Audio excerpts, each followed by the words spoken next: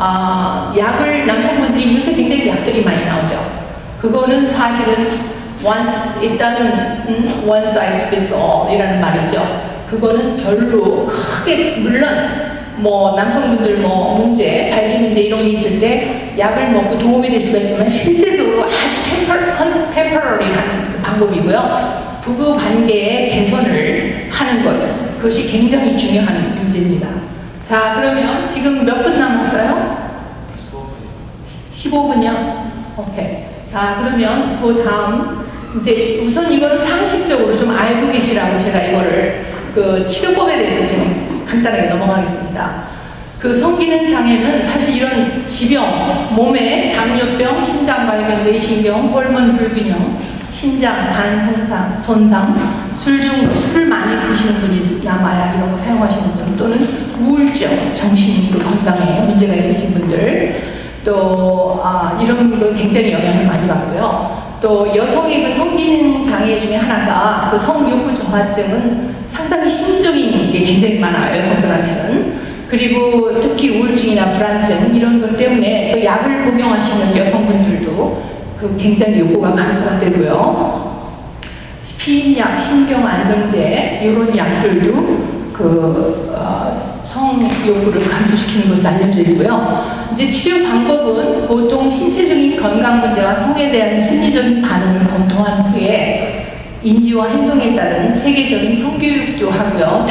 부부의 대화 기술 향상에 대한 것도 하고요. 또 부부 상담을 통해서 부부 관계에서의 그런 문제점도 이제 알아내고요. 그리고 실제로 많은 분들이 자신의 성감에 대해서 우리가 훈련을 이것이 뭐하고 관련이 있냐면은 우리가 성에 대해서 어떻게 우리가 알고 있나. 과거에 대해서 예를 들어서 어떤 충격이나 예를 들어서 뭐 강간이라든지 아니면 어떤 좋지 않은 그 부정적인 만약에 경험을 했다면 그게 성생활에 굉장히 큰 영향을 미칩니다.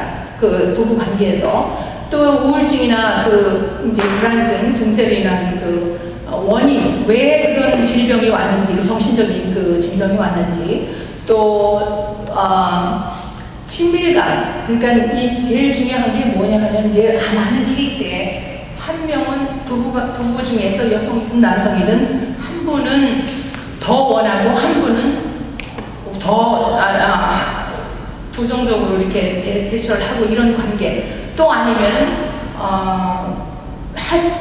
부부 관계에서 재미가 없는 거죠. 성생활이 완전히 이제 재미가 없어져갖고 각방을 쓰는데 그거에 대한 항상 마음 안에 그래 각방을 써도 뭐 늙으니까 이거는 이런 생각을 갖고 계시면 that's not a problem이죠. 그죠? 만약에 본인이 그런 생각. 근데 이제 가만히 있어봐. 다른 사람들은 70이 되고 80이 돼도 말이야. 서로 정말 그렇게 좋은 관계를 갖고 그러는데 내가 우리가 뭐가 잘못된 거 아니야 라는 생각을 하면 이제 바로 그때 문제가 이제 완전 파악을 해야 되는 거죠.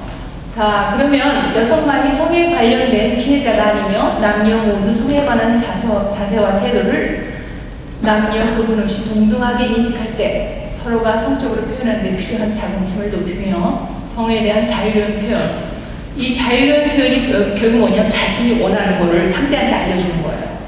그러니까 그래 당신이 나를 저번에 마사지를 해주니까 내가 너무 릴렉스하고 기분이 되게 좋아지더라. 당신 요번에 좀 해줄 수 있어? 그게 뭐 예를 들어서 발 마사지를 해도 상관없어요. 그러니까 어떤 것이든 신체 어떤 부분이나 이런 것을 꼭 인터코스가 아니라 뭐 팔을 어떤 그 남자분인 경우에는 팔을 이렇게 주물러 주면은 그렇게 릴렉스가 되고 좋아서 편해진다고 이렇게 얘기를 하더라고요. 하나의 예지만 바로 그런 거 굉장히 솔직하게 그거를 두 분이 나누실 수 있어야 돼요.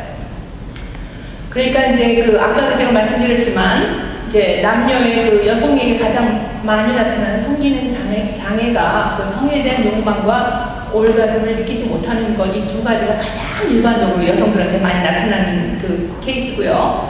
그리고 남성에게는 보통 premature ejaculation 이런데 조루증이나 발기부전증 이런 것이 사실은 스트레스하고도 굉장히 관계가 있죠. 아까도 제가 말씀드렸지만 이 남자분들은 보통 한국 남자들은 두 가지 딱 이렇게 마음 안에 딱 갖고 있는 게 돈 잘 벌어와서 와이프하고 애들 필요한 거 해줘야지. 이거가 굉장히 중요하고요. 그리고 두 번째가 와이프를 밤에 좀 만족하게 해줘야 되는데 이 두 가지가 굉장히 큰 그 어떤 스트레스면서 자기 책임이라고 생각을 하세요.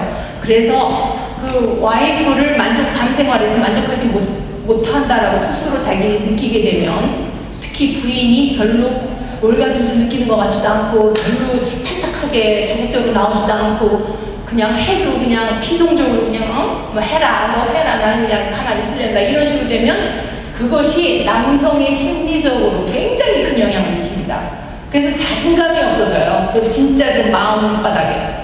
그러니까 자기 남성으로서 자기 할 일을 다 하지 못한다는 그런 어떤 자격지심이 생깁니다. 그런 것이 바로 이제 어떤 스트레스, 죄책감이라든지 또 불안감이라든지 분노도 생길 수 있죠. 그죠? 부인에 대해서. 그죠? 본인이 부족하다고 생각하면 또 두려움이나 또 원망 이런 게 많이 원인을 제공하게 되고요.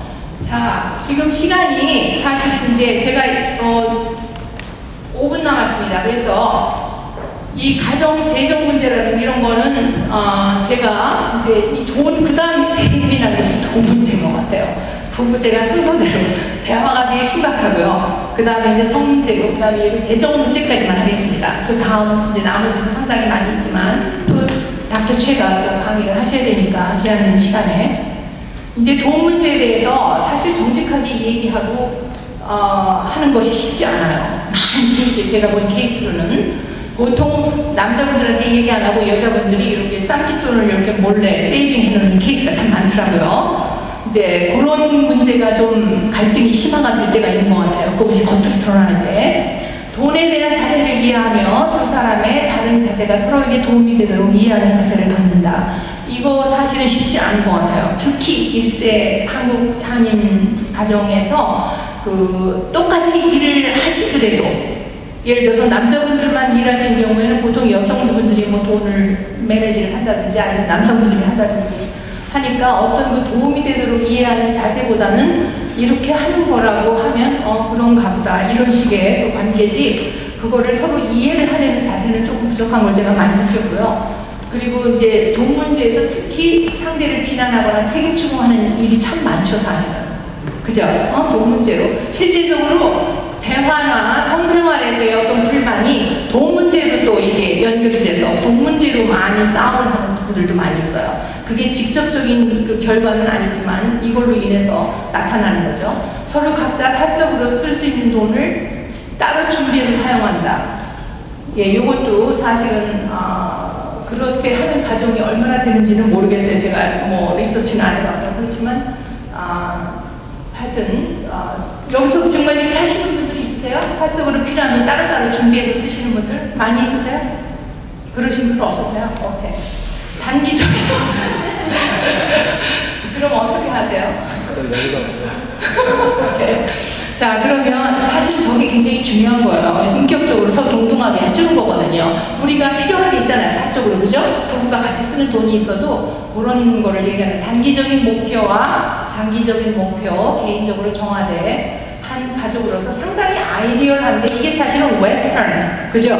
그러니까 미국 사람들이 생각할 때 굉장히 fair. 그래서 우리 아이들은 이렇게 살 수 있겠죠. 아무래도 여기서 교육받고 그렇지만 1세들은 지금 쉽지 않은 사실은 이것도 정기에서 상담을 받으시면서 상담사의 도움을 받아서 이런 문제를 해결할 수 있습니다. 그러니까 중간에 그 상담자가 도움을 했어요. 그리고 또 사실 한국 분들의 특징이 이 부모님 각자 친정이나 시부모님에 대한 부양비, 생계비에 대해서 또 굉장히 갈등을 많이 겪더라고요. 제가 상담을 하면서 보니까. 예를 들어서 남편은 몰래 친정어머니한테 얼마를 보내고 또 남편은 와이프 몰래 시댁 시부모한테 얼마를 보내고 이런 케이스가 굉장히 많더라고요. 그러니까 그런 것도 사실은 전부 다 똑같이 공평하게 서로의 부모고 그죠? 힘든 상황에서 도와줘야 된다는 서로 각자에 대한 인격적인 동등함. 아까 처음에 제가 얘기했듯이 그 4가지 그 요소도 있죠. 그죠? 정직과 존중과 그리고 그 안도감 또 한 가지가 네? 신뢰. 기억들 하시네요. 오늘 제가 강의하면서 보람 많이 느끼는데 기억들 하시는 분이 있어서요. 감사합니다. 나중에 뵙시면 봐주세요.